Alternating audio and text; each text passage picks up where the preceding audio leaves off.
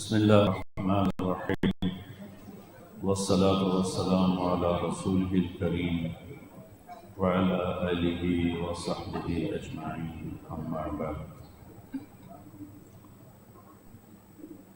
میرے عزیزو، بھائیو، دوستو، محترم اکابر علماء، بہت خوش قسمت ہے وہ نوجوان، وہ انسان جسے اللہ اپنے علم کی نسبت نصیب فرمائے، اپنے دین کی نسبت نصیب فرمائے۔ دنیا میں اصل غلاظت اور گندگی ہے، صفائی کرنی پڑتی۔ روزانہ کتنے بڑے نظام کے ساتھ جامعہ شرفیہ کی مسجد کو صاف کیا جاتا ہے، صحن کو صاف کیا جاتا ہے، کتب خانے میں وہ کپڑے والے جھاڑو سے صفائی ہوتی ہے، گھروں میں صفائی ہوتی ہے، ہم روزانہ نہاتے ہیں۔ اگر ہم یہ سارے کام چھوڑ دیں تو ایک جنگل نظر آئے گا، غلاظتوں کا ڈھیر نظر آئے گا۔ دنیا کی اصل طہارت نہیں، غلاظت۔ دنیا کی اصل روشنی نہیں، اندھیرا ہے۔ یہاں روشنی کو اللہ لایا ہے، اصل کائنات اندھیرا ہے۔ ایک آیت سے میں یہ مطلب نکالا کرتا ہوں، وَآیَةٌ لَهُمُ اللَّيْلُ نَسْلَخُ مِنْهُ النَّهَارَ فَإِذَا هُمْ مُظْلِمُونَ۔ ہماری نشانیوں میں سے ہے کہ ہم دن کی کھال کو اتارتے ہیں اور سب اندھیروں میں ڈوب جاتے ہیں۔ سلخا جانور کی کھال اتارنے کو کہتے ہیں، فَسَلَخَ إِحَابَهُ۔ تو یہاں بات اندھیرے اجالے کی ہے، تو اللہ کائنات کو تشبیہ دے رہا ہے ایک جانور کے ساتھ، اور دن کو تشبیہ دے رہا ہے اس کی کھال کے ساتھ۔ کھال اندر کو چھپا کے رکھتی ہے، تو اللہ فرماتا جب میں کھال کھینچ لیتا ہوں تو اندر میں کیا ہے؟ مظلمون، اندھیرا، سب اندھیرا۔ تو لفظ سلخا یہ بتا رہا ہے کہ کائنات میں اصل اندھیرا ہے۔ تو اس کی غلاظت کو دھونے کے لیے دو چیزیں ہیں۔ دنیا کی غلاظت، میری غلاظت، میرے گھر کی، میرے برتن کی، میری مسجد کی، میرے مدرسے کی، اللہ نے دو چیزیں بنائی ہیں، ایک پانی اور ایک آگ۔ پانی ظاہری نجاستوں کو دھوتا ہے، اور آگ جو نجاستیں اندر چلی جاتی ہیں وہ ان کو صاف کرتی ہے۔ لیکن اگر لوہے میں میل بھر گیا، سونے میں، چاندی میں، تانبے میں، پیتل میں اگر میل بھر جاتا ہے تو وہ پانی سے نہیں جائے گا، جلانے سے جائے گا۔ جلائیں گے تو کھوٹ آگ الگ کر دیتی ہے، اصل کو الگ کر دیتی ہے۔ تو اس کائنات کی خوبصورتی دو چیزوں سے ہے، ایک پانی، ایک حرارت، آگ۔ یہ ساری تمہید میں نے ایک آیت کے لیے آپ کی خدمت میں پیش کی ہے۔ اللہ اپنے علم کی مثال دیتا ہے پانی کے ساتھ اور آگ کے ساتھ، کہ پانی بھی صفائی کے لیے ہے اور آگ بھی صفائی کے لیے۔ پانی ظاہری صفائی کے لیے ہے اور آگ اندر کی باطنی صفائی کے لیے ہے۔ پانی میرے ظاہر کی غلاظتوں کو صاف کرتا ہے اور آگ اندر کی غلاظتوں کو صاف کرتی ہے۔ تو میں ایک آیت آپ کے سامنے پیش کرتا ہوں۔ انزل من السماء ماء فسالت اودیة بقدرها فاحتمل السیل زبدا رابیا۔ یہ ایک بات جہاں ختم ہو گئی۔ ومما یوقدون علیہ فی النار ابتغاء حلیۃ او متاع زبد مثلہ كذلك يضرب الله الحق والباطل. یہاں دوسری بات ختم ہو گئی. اب تیسرا اس پر مقدم. اما الزبد فيذهب جفاء واما ما ينفع الناس فيمكث في الارض كذلك يضرب الله الامثال. سبحان اللہ، کیا مثال ہے، کیا حسن و جمال ہے. میرا گلہ ہے کہ ہمارے اہل مدارس جیسے فقہ پہ زور دیتے ہیں، منطق پہ زور دیتے ہیں، ایسے عربی پر زور نہیں دیتے. ہمارے طلبہ کی عربی ہے ضرب یضرب ضربا فهو ضارب. قرآن کا حسن عربی کے بغیر سمجھ میں نہیں آتا. جو حسن قرآن ہے، حسن قرآن جیسے کائناتی حسن کو دیکھنے کے لیے آنکھ ہے. آنکھ نہ ہو تو کالا اور گورا برابر ہو جاتا. ایسے عربیت کا ذوق نہ ہو تو حسن قرآن اور جمال قرآن ہماری آنکھوں سے اوجھل ہو جاتا ہے. یہاں اللہ نے اپنے علم کو تشبیہ دی ہے بارش سے. انزل من السماء ماء. یہ پانی نہیں ہے، یہ قرآن ہے کہ تیرے رب نے آسمان سے اپنا علم اتارا. فسالت اودیۃ بقدرها. تو جو جگہ نیچی تھیں اور نشیب تھیں اور وادیاں تھیں ان میں پانی بھرتا گیا اور جب وہ فل ہو گئیں تو وہ بہنے لگا. تو وادیاں کچھ چھوٹی ہیں کچھ بڑی ہیں. بقدرها، کچھ بہت بڑی ہیں کچھ کی حد کوئی نہیں ہے. بقدرها. اب یہاں جو بے قدرها اور اودیہ ہے وہ زمین کی وادی نہیں اور زمین کا ظرف نہیں، بلکہ اودیہ سے مراد دل ہیں. اور بے قدرها سے ان کی وسعت، کوئی چھوٹے دل والا، کوئی بڑے دل والا، کوئی تنگ دل والا. کسی کے پاس ہے تو الٹا ہی ہوا پڑا ہے ہی نہیں.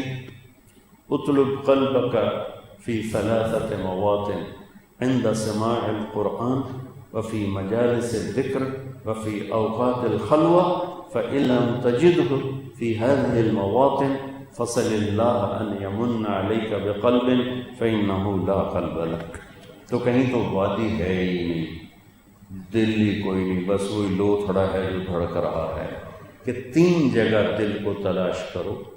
قرآن میں دیکھو دل لگتا ہے، ذکر کی مجلسوں میں دیکھو دل لگتا ہے، تنہائی میں دیکھو اللہ سے دل لگتا ہے تو مبارک ہے.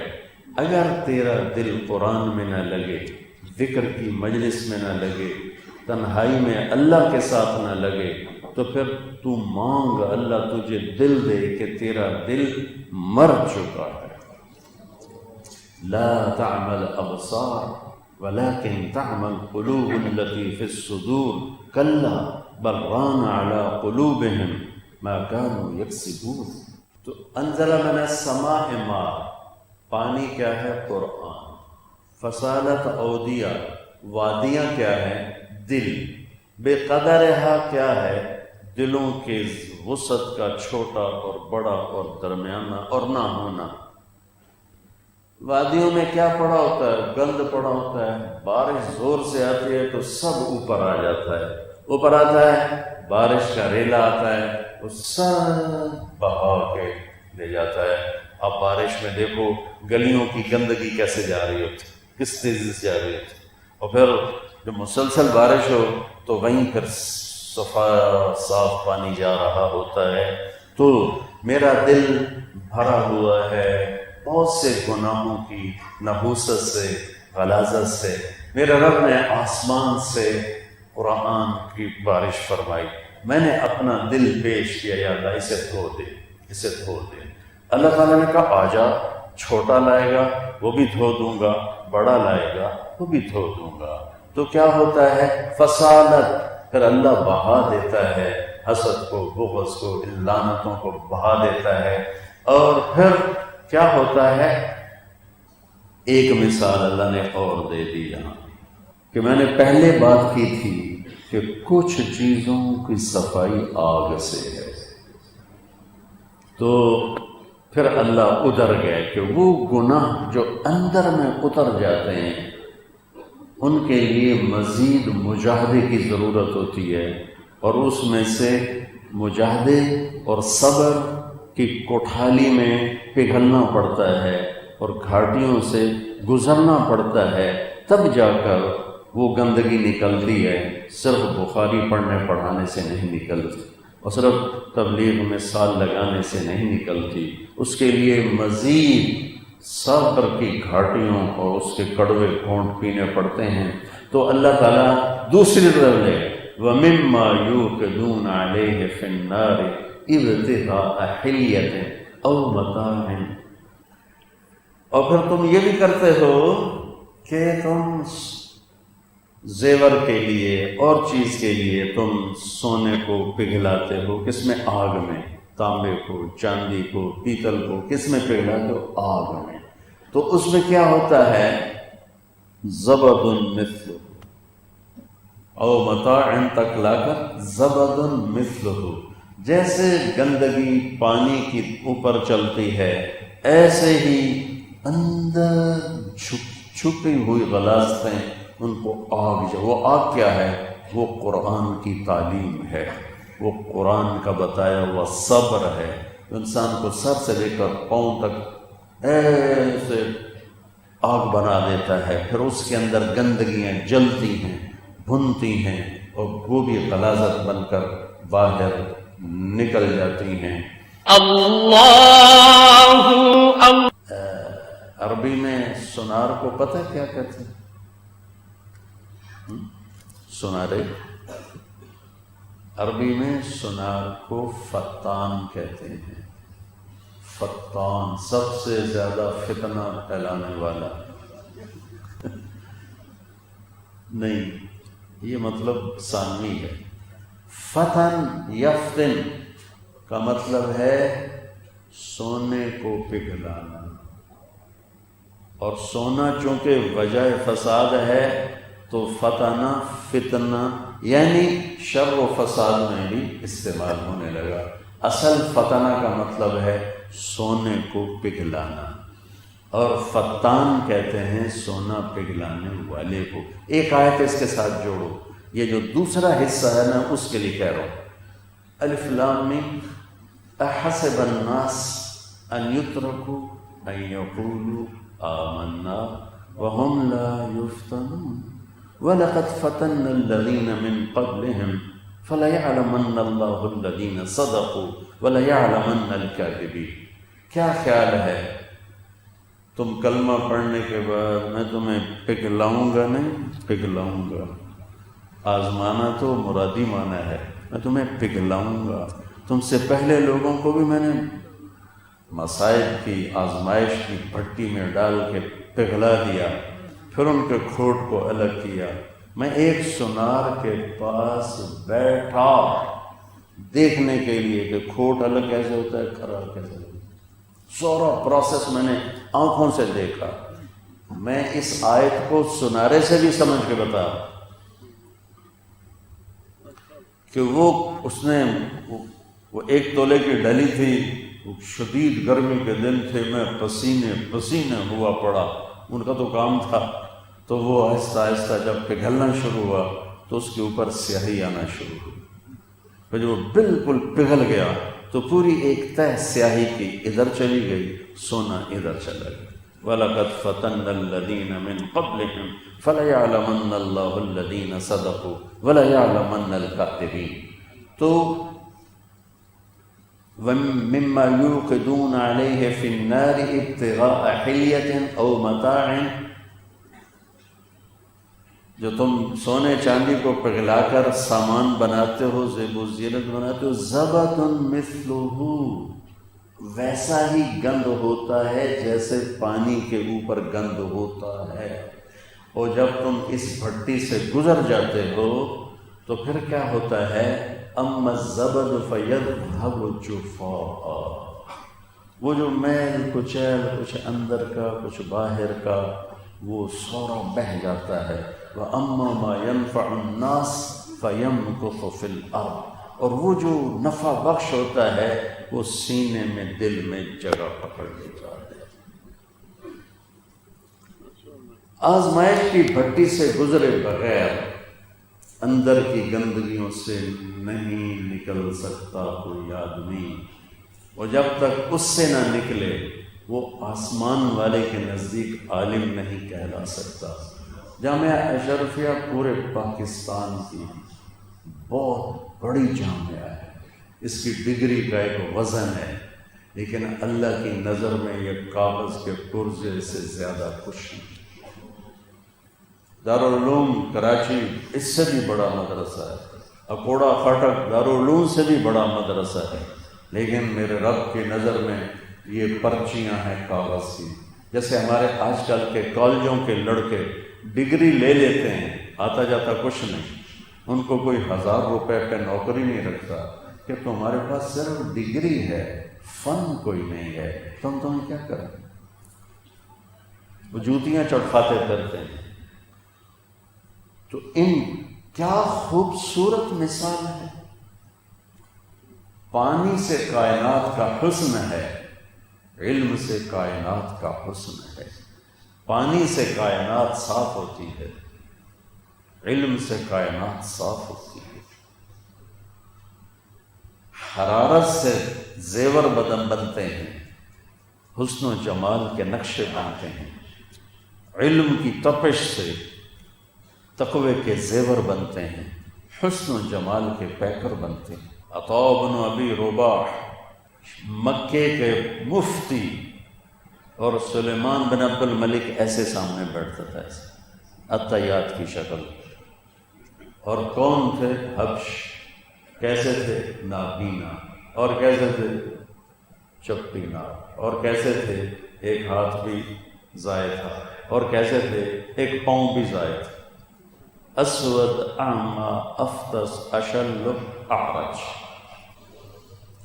لیکن وہ علم والا حسن اندر آ گیا تھا تو وقت کا بادشاہ یوں بیٹھتا تھا۔ ہمارے بچوں کے پاس صرف کاغذ کی ڈگری ہے، اس لیے نہ دنیا والے عزت دیتے ہیں، نہ آسمان سے کوئی فیصلہ اترتا۔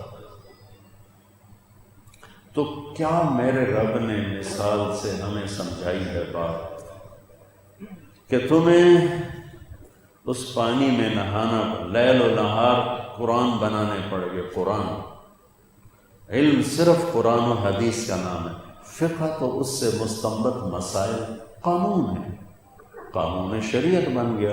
پاکستانی قانون پڑھو کوئی ایمان بڑھتا ہے؟ وہ شریعت کا قانون پڑھو کیا ایمان بڑھے گا؟ نماز میں 13 فرض ہیں، 13 واجب ہیں، اس سے کیا ایمان بڑھتا ہے؟ طہارت کے مسئلوں سے ایک مثال دے رہا ہوں، قرآن کے تذکروں سے ایمان بڑھتا ہے، حدیث کے تذکروں سے ایمان بڑھتا ہے۔ ابو زرع سکرات الموت میں تھے، بے ہوش تھے، ان کو کلمہ پڑھانا کیسے کیا گیا؟ کیا کیا گیا؟ ہوش تو ہے نہیں کہ حضرت استاد محترم کلمہ پڑھ لیں، یہ تو ویسی طریقہ نہیں۔ تلقین کا کیا مطلب ہوتا ہے؟ بیٹھ کے لوگ کلمہ شروع کرتے ہیں تو جانے والا بھی پڑھ لیتا ہے۔ اب یہ تو بے ہوش تھے، تو ان کو کلمہ کیسے یاد دیا؟ تو سبحان اللہ، علم بھی کیا چیز ہے۔ اب ایک حدیث ہے، من کان آخر کلامہ لا الہ الا اللہ دخل الجنہ، جس کا آخری کلام لا الہ الا اللہ ہوگا وہ جنت میں داخل ہوگا۔ ٹھیک؟ تو منذر بن شازان وہ اس حدیث کی سند شروع کرتے ہیں، حدثنی ضحاک بن مخلد عن ابی عاصم عن عبد الحمید بن جعفر عن صالح بن ابی غریب۔ پھر چپ ہو جاتا، ادھوری سند پڑھ کے چپ ہو جاتا۔ ابو حاتم اسی سند کو ایک واسطے کے اختلاف کے ساتھ دہراتے ہیں، حدثنی بندار، وہاں ضحاک یا بندار، عن ابی عاصم عن عبد الحمید بن جعفر عن صالح بن ابی غریب، اور خاموش ہو جاتا۔ اب کانوں میں آواز گئی. آواز تو جاتی ہے، چونکہ ہوش نہیں ہوتا تو ادراک نہیں ہوتا، لیکن یہ بے ہوشی شعور پر ہوتی ہے. لا شعور بے ہوش نہیں ہوتا ہے، وہ ہوش میں ہوتا ہے. تو کانوں میں گئی آواز. ابو ذرہ فرمایا کرتے تھے مجھے 1,00,000 حدیثیں اس طرح یاد ہیں جیسے تمہیں قل هو اللہ احد یاد.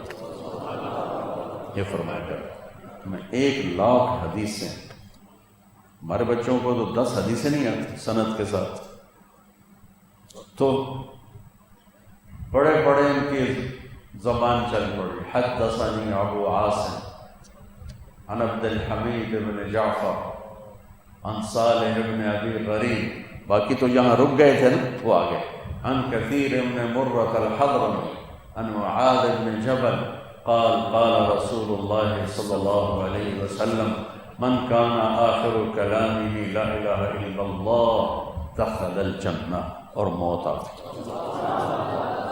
وفات پائی، کلمہ پڑھا، حدیث سنائی. یہ ہے انزل من السماء ماء فصالت أودية بقدرها فاحتمل الصيد زبدا رابيا ومما يوقدون عليه في النار ابتغاء حلية أو متاع زبد مثله كذلك يضرب الله الحق والباطل أما الزبد فيذهب جفاء وأما ما ينفع الناس فينقص في الأرض كذلك يضرب الله الأمثال. تو بچو اس تپش میں سے گزر کر علم کی راہیں طے ہوتی ہیں. اللہ میرے رب نے پہلے بتایا کہ علم لیا کیسے جاتا ہے. یہ پہلے بتایا کہ علم لیا کیسے. یہ صبر کا راستہ ہے اور یہ جھیلنے کا راستہ ہے. یہ دل کو صاف، جس دل میں ذرہ بھی کسی کے برابر میں نفرت ہوگی وہاں علم کا دروازہ بند ہو جائے. وہ نفرت قومی ہو، لسانی ہو، معاملات کی ہو، کسی رشتے کی ہو، یا مذہب کی بنیاد پر بھی نفرت ہوگی، دروازہ بند ہو جائے. اللہ تعالیٰ نے تم سب لوگوں کو طبیب بنایا ہے. تمہارے پاس مریض آئے، تم اس سے کہو نہیں تو شراب پیتا ہے، میں تیرا علاج نہیں کروں گا. تو کتنا بڑا یہ گمراہی کا فیصلہ ہوگا. اللہ نے تمہیں حق کی روشنی دی ہے. جو بھٹکے ہوئے ہیں تم انہی سے ہی نفرت شروع کر دو. تو تم نے کیا پڑھا ہے؟ حق. جس کو اللہ نے حق کی دولت دی اس کی پہلی نشانی ہے جو بے چین ہو جاتا ہے لوگوں کے لیے کہ ہائے اللہ یہ ہدایت پہ کیسے، ہدایت پہ کیسے. تو جب اس طرح سے علم کا راستہ طے ہوتا ہے تو کیسا عالم تیار ہوتا ہے؟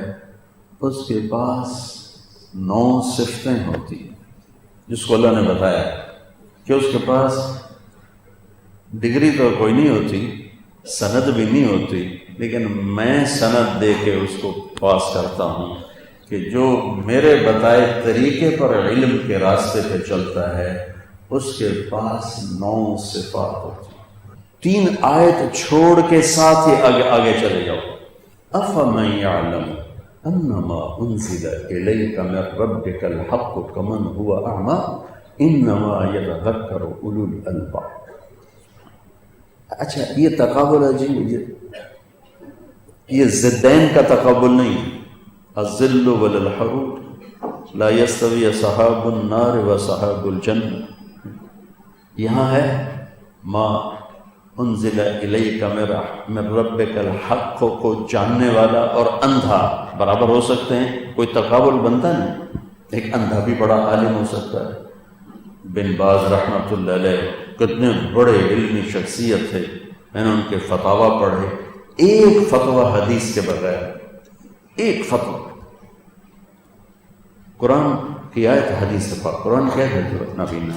تو یہاں یہ کیا ضد بنتی ہے کہ جو آسمان سے اترے علم کو جانتا ہے وہ ہے دیکھنے والا، اور جو نہیں جانتا وہ اندھا ہے چاہے اس کی لاکھوں آنکھیں. وہ کون لوگ ہوتے ہیں؟ وہ کون سے نوجوان ہوتے ہیں، بڑے ہوتے ہیں؟ ان کی پہلی صفت الذین یوفون بعہد اللہ، وہ اللہ سے کیے گئے عہد و پیمان کو نبھاتے ہیں، وہ اللہ سے کیے گئے عہد و پیمان کو نبھاتے ہیں۔ یوفون بعہد اللہ لا الہ الا اللہ، شمی گویم مسلمانم بلرزم کہ دانم مشکلات لا، ان کی پہلی نشانی کہ وہ اللہ کو پہچانتے ہیں اور وہ اللہ سے کیے گئے وعدے نبھاتے ہیں۔ ان کی دوسری نشانی وَلَا يَنقُضُونَ الْمِيثَاقَ، وہ اللہ اور اللہ کے بندوں سے کیے گئے وعدے نہیں توڑتے، عہد و پیمان نہیں توڑتے۔ یہ ان کی اونچائی، بڑائی، اخلاق یہ اعلیٰ چیز ہے۔ تیسری کیا ہے؟ وَالَّذِينَ يَصِلُونَ مَا أَمَرَ اللَّهُ بِهِ أَن يُوصَلَ، جتنا زور اللہ نے اس آیت میں وزن ڈالا ہے، اتنا آگے کسی صفت میں اتنا وزن نہیں ڈالا جتنا اس صفت میں وزن ڈالا ہے، ما امر اللہ بہ ان یوصل۔ حالانکہ اللہ نے امر کیا نماز، اللہ نے امر کیا صبر، اللہ نے امر کیا انفاق، یہاں صرف کہا ہے والذین یصلون ما امر اللہ بہ ان یوصل، جو ان کے ساتھ صحیح سلوک رکھتے ہیں، جن کے بارے میں اللہ نے کہا کہ سلوک رکھو۔ کون؟ رشتہ دار، جو ان رشتہ داروں کے ساتھ اچھا کرتے ہیں جن کے بارے میں اللہ نے کہا ان کے ساتھ اچھا کرو، وہ چاہے برا بھی کریں۔ پہلا جھگڑا دو سگے بھائیوں کا تھا اور انتہا قتل پہ پہنچی تھی، حابیل و قابیل۔ اسی میں ایک خاموش پیغام تھا کہ تمہیں اپنوں سے بڑے دکھ دیکھنے پڑے۔ ما امر اللہ بہ ان یوصل، وہ سمجھنا ہے تو اپنے نبی کی سیرت پڑھو کہ کیسے معاف کر کے دکھایا قریش۔ چاند کے دو ٹکڑے دیکھے، کلمہ نہیں پڑھا۔ کنکریوں کو تسبیح پڑھتے سنا، کلمہ نہیں پڑھا۔ انگلیوں سے پانی نکلتے دیکھا، کلمہ نہیں پڑھا۔ ایک دستی 40 آدمیوں کو کافی ہو گئی اور ایک بوٹی کم نہیں ہوئی، کلمہ نہیں پڑھا۔ بدر میں فرشتوں کے گھوڑوں کی ہنہناہٹ سنی، کلمہ نہیں پڑھا۔ خندق میں ذلت دیکھی، کلمہ نہیں پڑھا۔ 10,000 کا لشکر لے کر مکے میں آپ انٹر ہوئے، کلمہ نہیں پڑھا۔ اور جب آپ نے کہا جاؤ معاف کیا تو سب دھڑم گیا۔ اب پڑھ، صلہ رحمی دیکھنی ہے تو نبی سے دیکھو۔ 21 برس گالیاں دینے والے نہیں، قتل کرنے پر تلے ہوئے لوگوں کو کہا جاؤ معاف کیا۔ ما امر اللہ بہ ان یوصل، بڑوں سے بھی کہتا ہوں، آپ سے بھی، اگر یہ صفت آپ کے میرے قابو میں آ گئی، وہاں سے اللہ کے دروازے کھلیں گے جہاں سے وہم و گمان بھی، اللہ ایسے عزت کے دروازے کھولے۔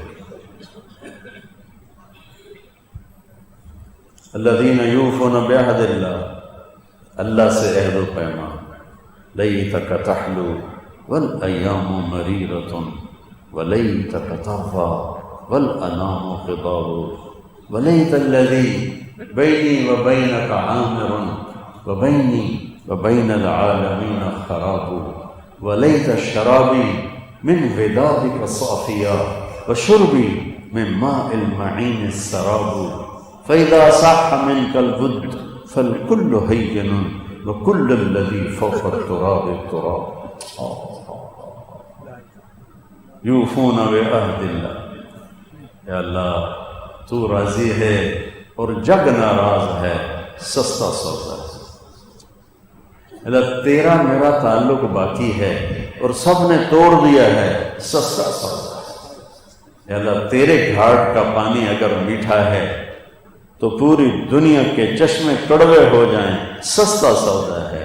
مولا اگر تو راضی ہے تو میری جان کے ٹکڑے ٹکڑے ہو جائیں، سستا سودا ہے۔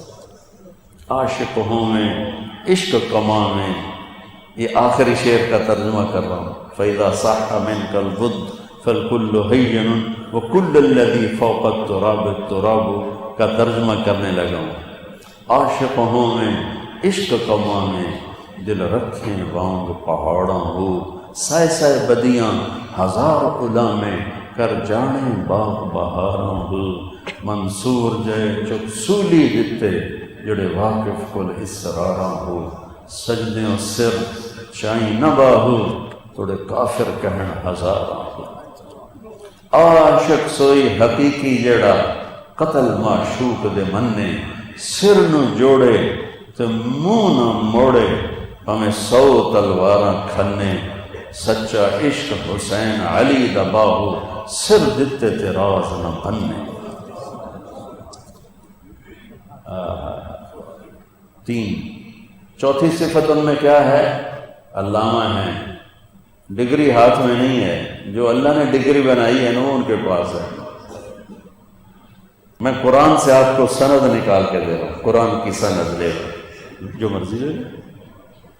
چوتھی سند ان کی کیا ہے؟ وَيَخْشَوْنَ رَبَّهُمْ، اللہ سے حیا۔ ایک ہے گناہ چھوڑنا خوف کی وجہ سے، یہ بھی ایمان ہے، خوفاً وطمعاً۔ ایک ہے گناہ چھوڑنا اس سے حیا کی وجہ سے کہ اللہ دیکھ رہا ہے، سبحان اللہ، یہ اعلیٰ درجہ ہے۔ تو چوتھی بات ان کی کیا ہے کہ انہیں اپنے اللہ سے حیا، وہ سر بھی اوپر نہیں اٹھاتے شرم کی وجہ سے۔ 5ویں صفت کیا ہے؟ وَيَخَافُونَ سُوءَ الْحِسَابِ، کہ وہ قیامت کے دن کے حساب سے ڈرتے ہیں۔ 6ٹھی صفت کیا ہے؟ وَالَّذِينَ صَبَرُوا ابْتِغَاءَ وَجْهِ رَبِّهِمْ، جو صبر کرتے ہیں اللہ کی رضا کی خاطر، پی جا ایام کی تلخی کو بھی ہنس کے ناصر، غم کو سہنے میں بھی قدرت نے مزہ رکھا۔ آہ نہ کر، آہ نہ کر، کیا کروں؟ لبوں کو سی، عشق ہے دل لگی نہیں، سینے پہ تیر کھائے جا، آگے قدم بڑھائے جا، یعنی زبان حال سے کہہ دے کہ ہاں ستائے جا۔ آپ کو دنیا میں تکلیف دینے والے زیادہ ملیں گے اور سکھ پہنچانے والے ڈھونڈے سے بھی نہ ملیں گے۔ تو پھر یہ عالم کیا کرتا ہے؟ یہ صبر کرتا ہے۔ یہاں ایک لفظ آیا ہے، ابتغاء وجہ ربہ، سارے ہی کام اللہ کے لیے ہوتے ہیں، یہ ابتغاء وجہ ربہ کیوں ہے؟ کہ صبر بڑا مشکل ہوتا ہے، تو پھر اللہ اشارہ کر رہا ہے وہ میری خاطر کرتے ہیں۔ ماں کہتی ہے بیٹا میری خاطر ہی یہ کرنی، تو بچہ کہتا اچھا ماں تیری خاطر کرنی، تو کئی جگہ کروں گی۔ بچہ کہتا میں نے یہاں شادی نہیں کرنی، ماں کہتی میری خاطر کر لے۔ تو ہمارے بچے اپنی زندگی بھر کی خواہش قربان کر دیتے ہیں کہ ماں جی نے آخیا ایتھے ہی کرنا ہے۔ تو یہاں چونکہ صبر بڑا مشکل کام ہے، سردی میں پسینہ آ جاتا ہے، پھٹ جانا تو کوئی بڑی بات نہیں ہے، پی جانا، سہ جانا، یہ اتنی طاقت بن جاتا ہے کہ آپ کے سامنے پہاڑ بھی آئیں گے تو راستہ نہیں۔ صبر اتنی بڑی طاقت ہے، تو اس لیے اللہ نے کہا ابتغاء وجہ ربہ۔ مشکل ہے تو ساتھ آگے نظر آتا ہے، جیسے اللہ میرے سامنے کھڑا کہہ رہا ہے میری خاطر کر لے، میری خاطر، اللہ میری خاطر کر لے، سبحان اللہ۔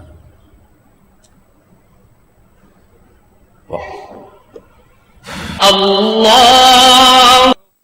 7ویں صفت کیا ہے؟ وَأَقَامُوا الصَّلَاةَ، نماز پڑھتے ہیں اور پڑھ کے دکھاتے ہیں کہ کیسے پڑھی جاتی ہے، کہ دیکھنے والا بھی مزہ لیتا ہے ان کی نماز۔ تو اللہ نے 7ویں صفت بتائی، اقام الصلاۃ، اقام الصلاۃ، نماز پڑھتے۔ 8ویں چیز کیا بتائی؟ وَأَنفَقُوا مِمَّا رَزَقْنَاهُمْ سِرًّا وَعَلَانِيَةً، اور میرے نام پہ خرچ کرتے ہیں کھل کے بھی چھپ کے۔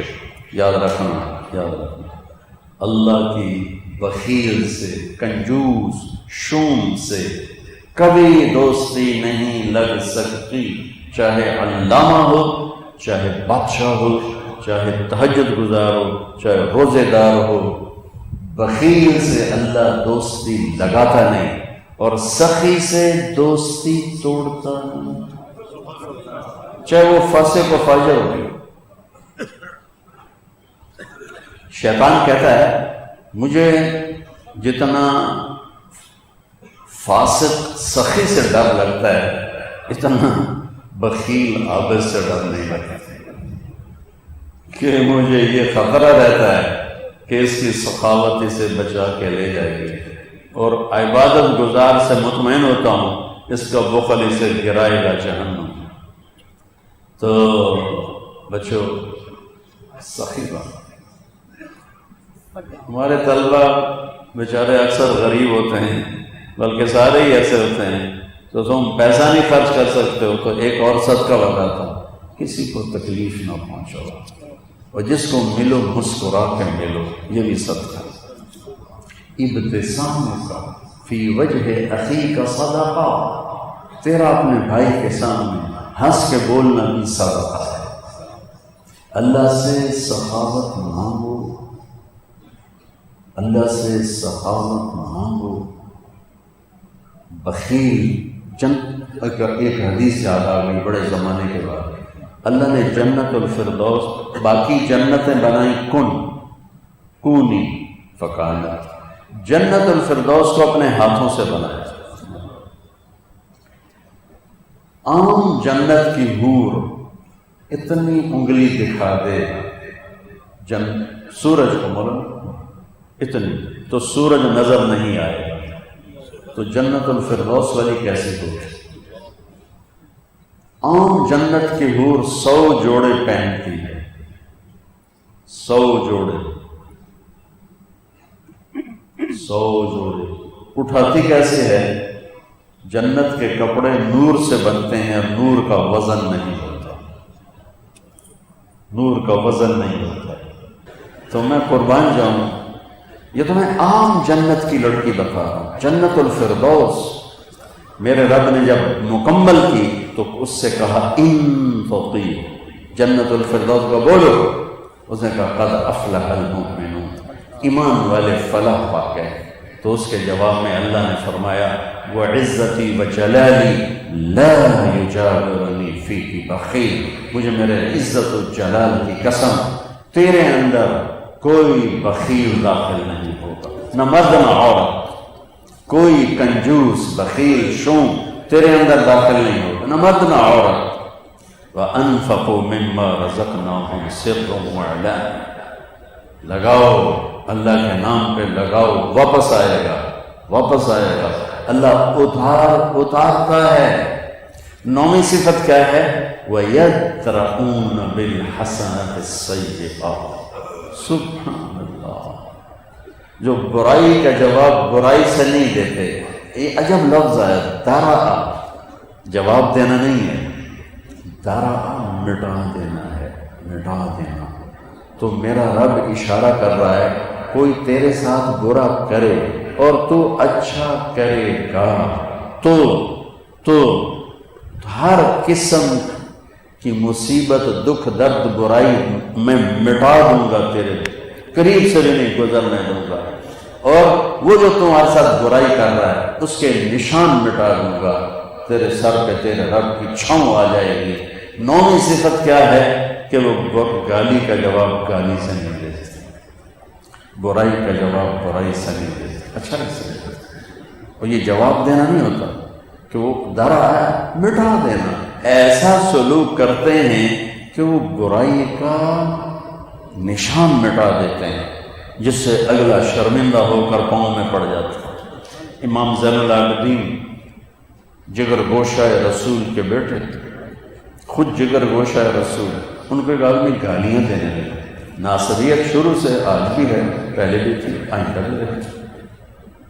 وہ یوں کر کے بیٹھ گئے، وہ یوں سمجھا کہ ان کو پتہ ہی نہیں ہے میں ان کو گالیاں دے رہا ہوں، تو سامنے سے آ کر کہنے لگا ایاک انی، تو تجھے گالیاں دے رہا ہوں، کوئی جواب تو دے۔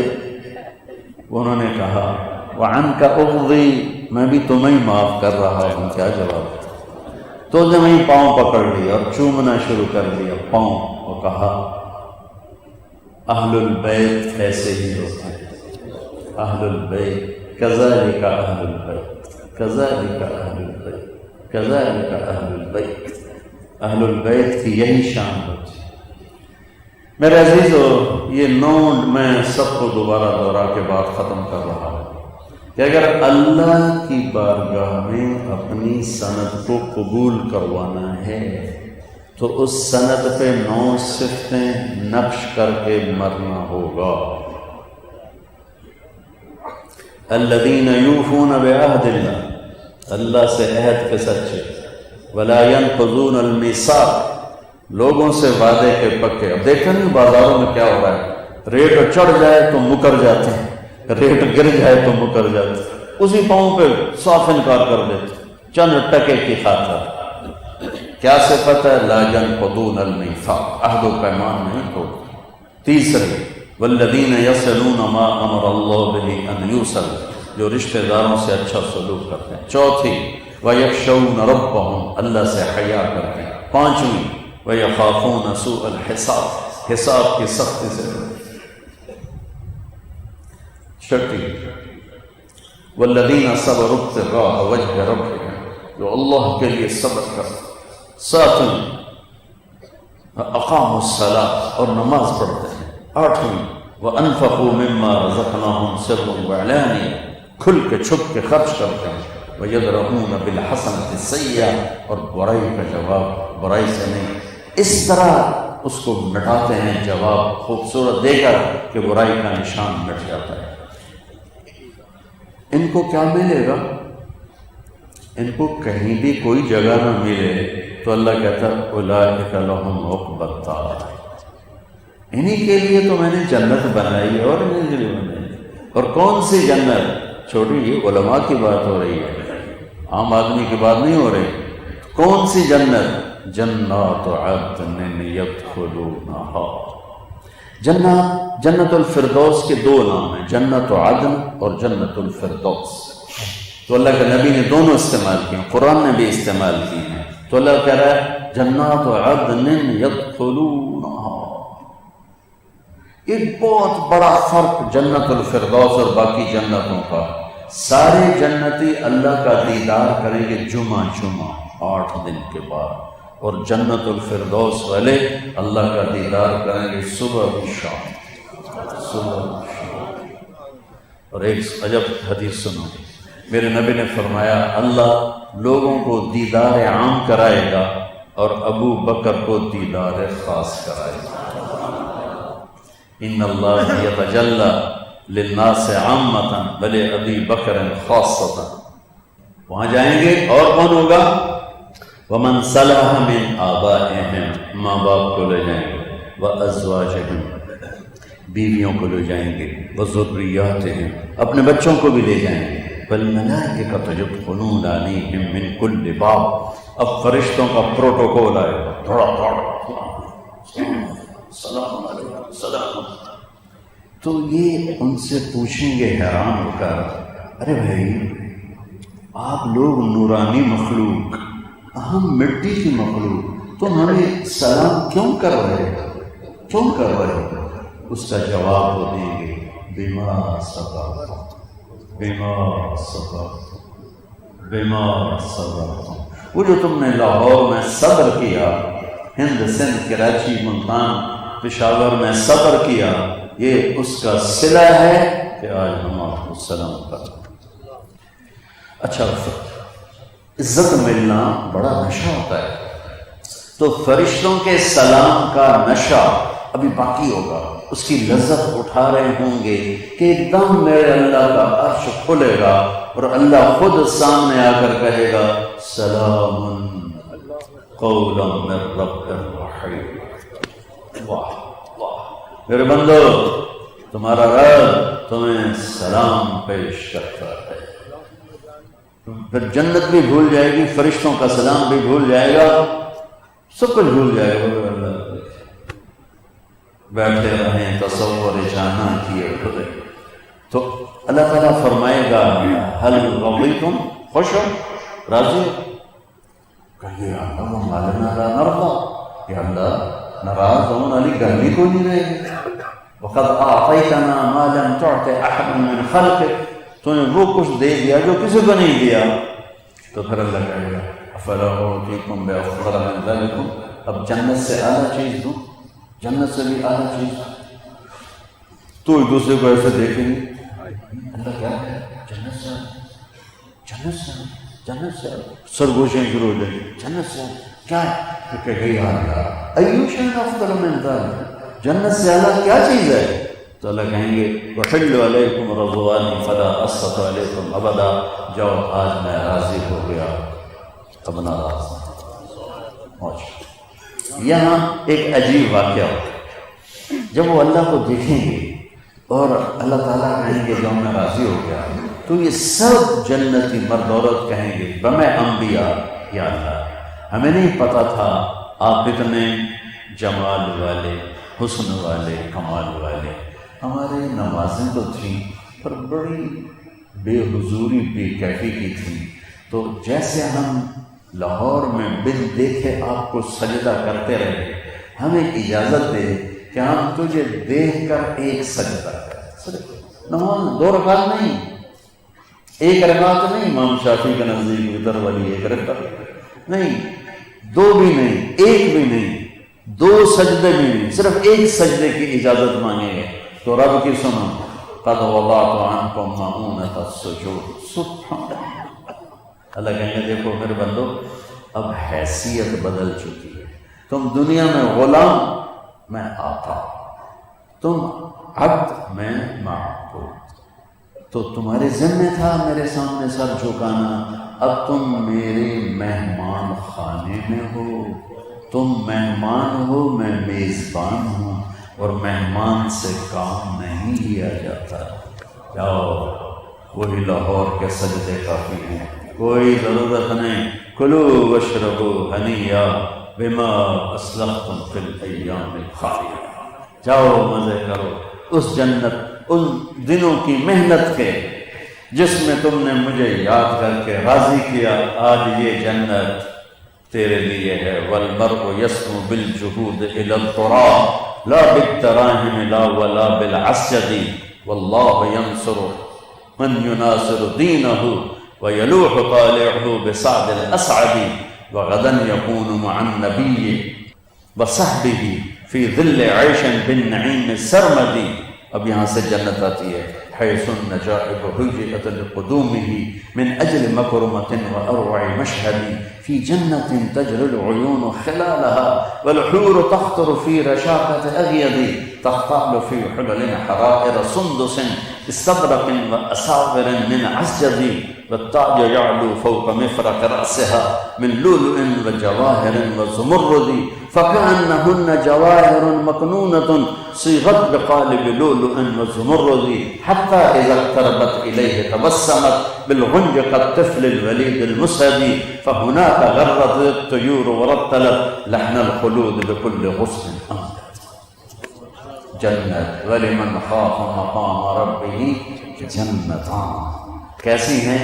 ذواتا افنان، یہ ہے فردوس۔ دوسری جنت کیسی ہے؟ مدہامتان۔ فردوس کیسی ہے؟ فیہما من کل فاکہۃ زوجان۔ اور عام جنت کیسی ہے؟